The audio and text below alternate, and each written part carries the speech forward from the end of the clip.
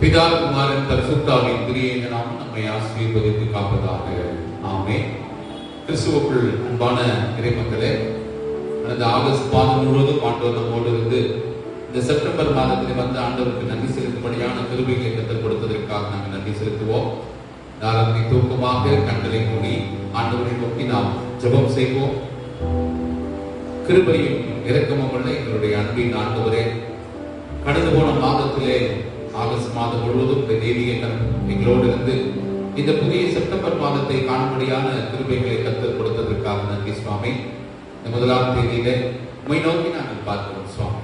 கர்த்தருடைய வாழ்க்கையிலே எவ்வளவு நல்லவராக வல்லவராக போதுமானவராக இருந்தீர், அதற்காக நன்றி செலுத்துகிறோம். இப்போதும் இந்த ஆராதனை வேளையிலே இந்த தெய்வீக கரம் எங்களோடு இருந்து இந்த மாதத்தை துவங்குகிற போது ஒரு சமூகத்திலே வந்து உம்மை நோக்கி பார்த்து நாங்கள் இந்த மாதத்தை துவங்குவோம். இந்த மாதம் முழுவதும் ஒரு தெய்வீக கருமைகளை ஆட்கொள்ளும்படியாக இயேசுவின் நாமத்திலே ஜெபிக்கிறோம். அன்பின் ஆண்டவரே, ஆமென். கிறிஸ்துவுக்குள் அன்பானவர்களே, இந்த நாளும் கூட நாம் ஆண்டவரை துதித்து ஸ்தோத்திரிக்கின்றோம். ஒரு பாடல், நம்ம ஆண்டவரை நமஸ்கரிக்கணும் அப்படின்ற ஒரு பாடல். ஒருவேளை ஒருவரை நாம் புதிதாக பார்க்கின்ற போது நம்முடைய லுத்தரன் பாரம்பரியத்தில் தோத்திரம் என்று சொல்லுவோம், பராபட்டுக்கு ஸ்தோத்திரம் என்று சொல்லுவோம். பராபட்டுக்கு ஸ்தோத்திரம் என்று சொன்னால் இது தோத்திரம் என்பது அவருக்கோ நமக்கோ இல்ல, உங்களையும் என்னையும் காண செய்த ஆண்டவருக்கு ஸ்தோத்திரம் என்று சொல்லி பராபட்டுக்கு ஸ்தோத்திரம் என்று சொல்வார்கள். அதே போல இந்த பாடலை நாம் நமஸ்காரம் செய்வோம் ஆண்டவருக்கு. நமஸ்காரம் தெய்வனே, மலர்களை எல்லாம் படைத்தவரே, மலைகளை எல்லாம் உடைத்தவரே, புயல் காற்றை தடுத்தவரே, போர்ப்படை அமைத்தவரே, எரிகோவை இடித்தவரே, எகிப்தை வென்றவரே என்று சொல்லி அழகான வார்த்தைகளினாலே இந்த பாடலை எழுதியிருக்கிறார். பாடலை நாம் பாடலாமா? நமஸ்காரம் தேவனே, நமஸ்காரமே,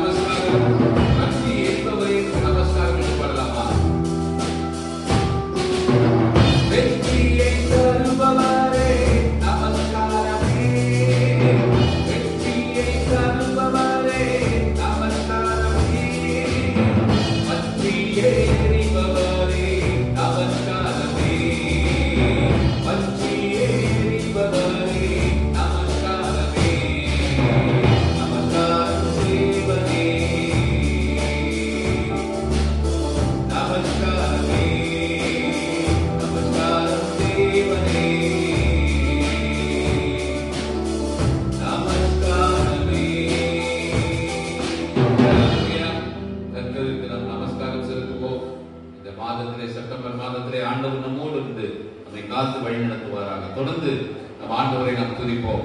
ஆண்டவர் நம்முடைய வாழ்க்கையில எபினேசராக, அவர் எல்ரோயியாக, ஏகோவா ராஃபாவாக இருக்கிறார். பக்தன் எழுதுகிறான், அன்பு கூறுவேன் இன்னும் அதிகமாய், ஆராதிப்பேன் இன்னும் ஆரம்பமாய், முழு உள்ளத்தோடு நான் ஆராதிப்பேன், முழு பலத்தோடு அன்பு கூறுவேன். ஆராதனை ஆராதனை என்று பாடலாமா? அன்பு கூறுவேன் இன்னும் அதிகமாய், ஆராதிப்பேன் இன்னும் ஆர்வமாய்.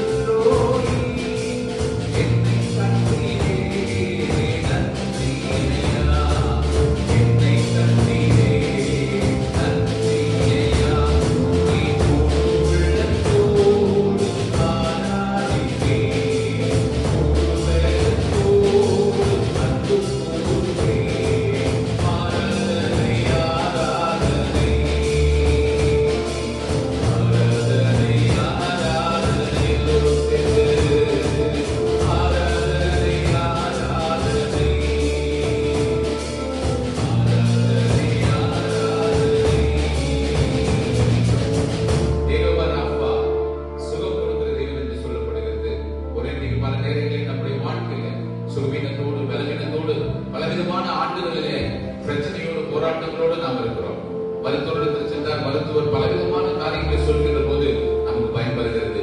ஆனால் நமக்கு ஆண்டவருக்கு கொடுக்கப்பட்ட பேர் ஏகோவா ராஃபா. அவர் சுகம் கொடுக்கிறவராக இருக்கிறார். 38 ஆண்டுகள் பெதஸ்தா கொடுத்திருந்த படுத்திருந்த மனிதனை பார்த்து உன் படுக்கை எடுத்துக் கொண்டு நட என்று சொல்லுகிறார். 18 ஆண்டுகள் பூமியாக இருந்த பெண்ணுடைய வாழ்க்கையை ஒரு விடுதலையை கத்தர் கொடுக்கிறார். 12 ஆண்டுகள் பெரும்பாடுகள் பெண்ணுடைய வாழ்க்கையை அந்த ரத்த போக்கை நிறுத்துகிறவராக இருக்கிறார். ஏகோவா ராஃபா சுகம் கொடுக்கிற ஆண்டவரை துதித்து பாடலாமா? ஏகோவா ராஃபா, ஏகோவா ராஃபா, சுகம் தந்தீரே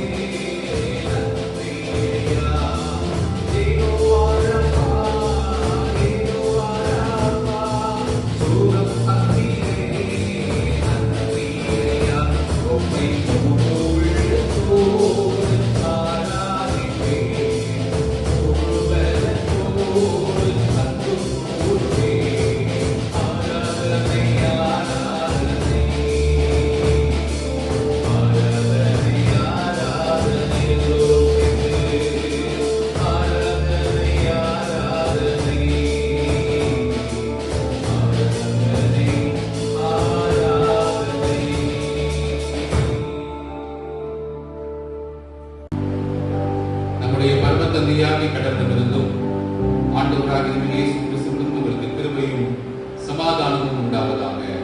ஆமென். கண்களை மூடி ஆண்டவரை நோக்கி நாம் ஜெபம் செய்வோம். அன்பின் பரலோக பிதாவே, நாங்கள் துதிக்கிறோம், ஸ்தோத்தரிக்கிறோம். இந்த மனமகிழ்ச்சியான செப்டம்பர் மாதத்தினுடைய முதல் தேதிக்காக நாம் நன்றி செலுத்துகிறோம். இந்த முதலாம் தேதியிலே, மாதத்தின் முதல் தேதியிலே உடைய சமூகத்தை நோக்கி நாங்கள் பார்க்கிறோம்.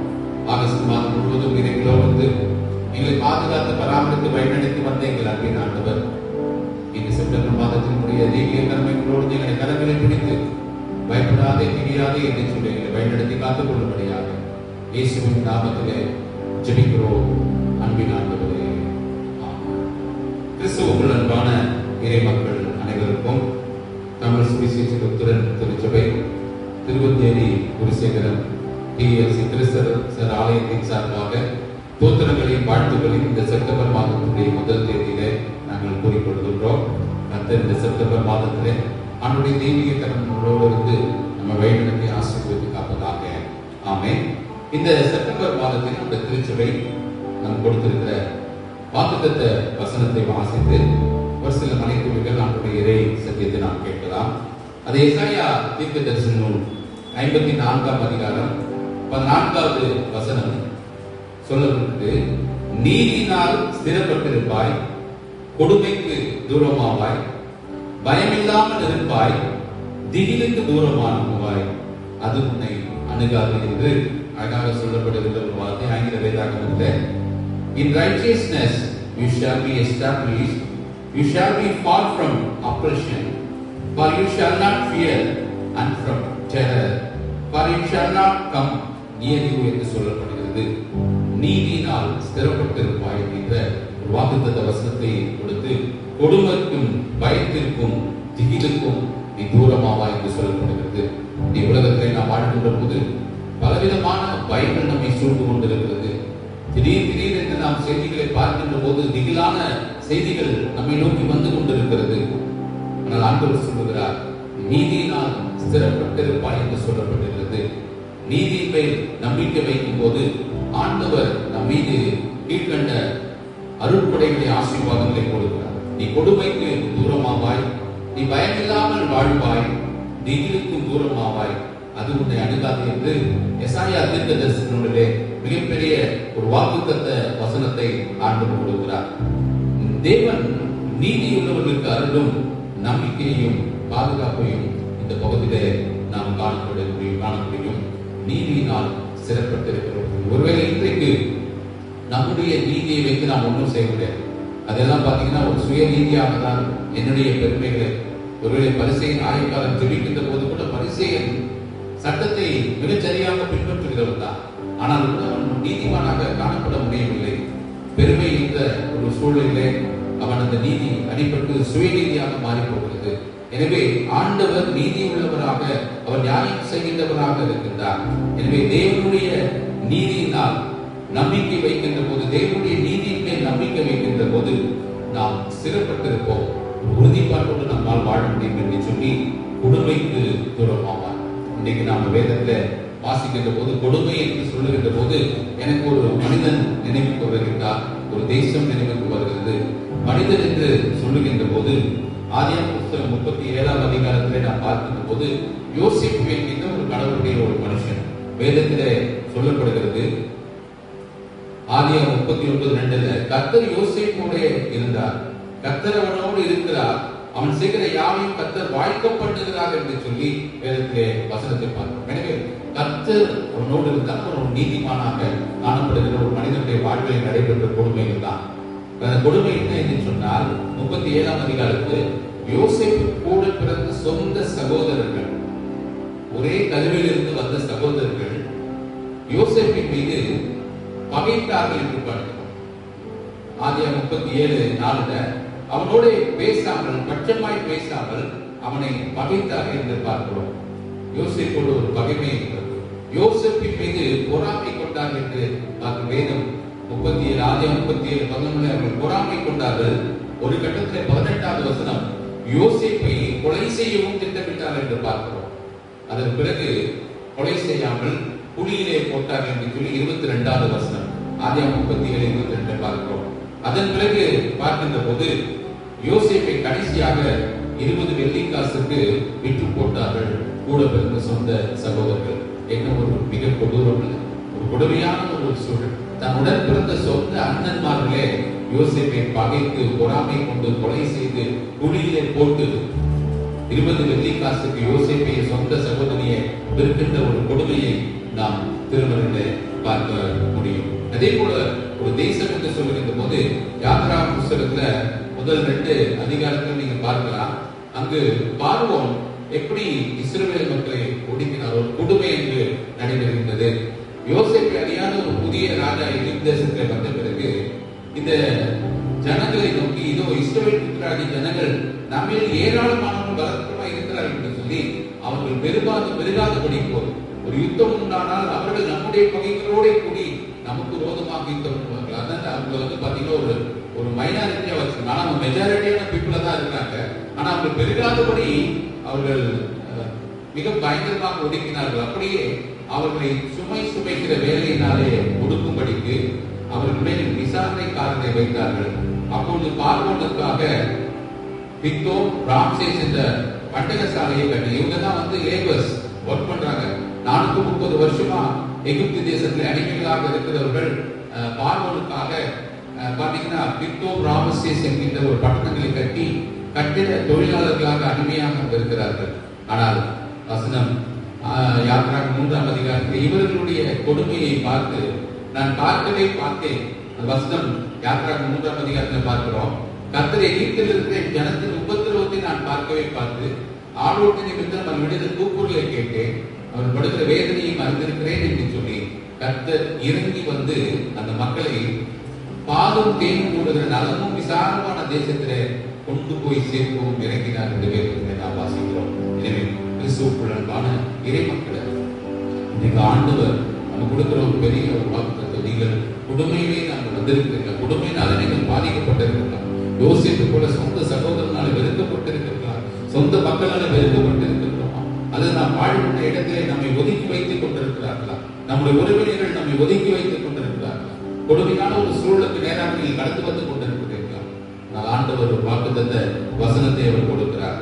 நீங்கள் கொடுமைக்கு தூரமாவீர்கள். You shall be far from oppression என்று ஆண்டவர் ஒரு மிகப்பெரிய ஒரு வாக்குத்தத்த வசனத்தை கொடுக்கிறார். அதே போல பயமில்லாத ஒரு வாழ்க்கை, திகிலுக்கு தூரமாவாய், அது உன்னை அணுகாது என்று சொல்கிறார். பல நேரங்களிலே பல காரியங்களே கேட்டு தூக்கமே வரல அப்படின்னு சொல்லுவாங்க. திடீர்னு தூக்கிட்டாங்க, திகில் அடைந்து கொண்டது, உடனே தூக்கத்தை விட்டு எந்திரிச்சு. யோகு பக்தனுடைய வாழ்க்கையை நாம் பார்க்கிறோம். அப்படிப்பட்ட ஒரு சூழலுக்குள்ளாக யோகு பக்தன் எவ்வளவு பெரிய ஒரு நீதிமானாக இருந்தாலும் கூட இந்த பகுதிகளை கடந்து வருகின்ற போது ஒரு திகிலை சூழ்ந்து கொண்டதை இருந்தாலும் பார்க்கணும். கடைசியில் பார்க்கணும், யோகனுடைய முன்னிலையை காக்கணும், அவர் பின்னிலையை கத்த மிக 2 மடங்கு ஆசீர்வதித்தார் என்று நாம் பார்க்கிறோம். கிறிஸ்துவுக்கு அன்பானவர்கள், செப்டம்பர் மாதத்திலே ஆண்டவர்களோடு இருப்பார். ஒருவேளை உங்களுக்கு பயத்தோடு நீங்கள் வாழ்ந்து கொண்டிருக்கிறீர்களா, நடுக்கத்தோடு நீங்கள் வாழ்ந்து கொண்டிருக்கிறீர்களா, ஆண்டவர் உங்களுக்கு எல்லா விதமான அருட்கொடைகளையும் ஆசீர்வாதங்களையும் கொடுக்கிறவராக இருந்தார். ஒரு வாக்குத்தத்த வசனத்தை சொல்கிறார், நீங்கள் இந்த செப்டம்பர் மாதத்திலே உங்கள் வாழ்க்கை முழுவதும் பயமில்லாத ஒரு வாழ்க்கை வாழ கர்த்தர் உங்களுக்கு கிருபை அருள் புரிவாராக. திகிலுக்கு நீங்கள் தூரமாவீர்கள், கொடுமைக்கு நீங்கள் தூரமாவீர்கள், நீங்கள் நீதியினால் சிறப்பட்டீர்கள் என்ற ஒரு வாக்குத்தத்த வசனத்தை கொடுத்தார். ஒரு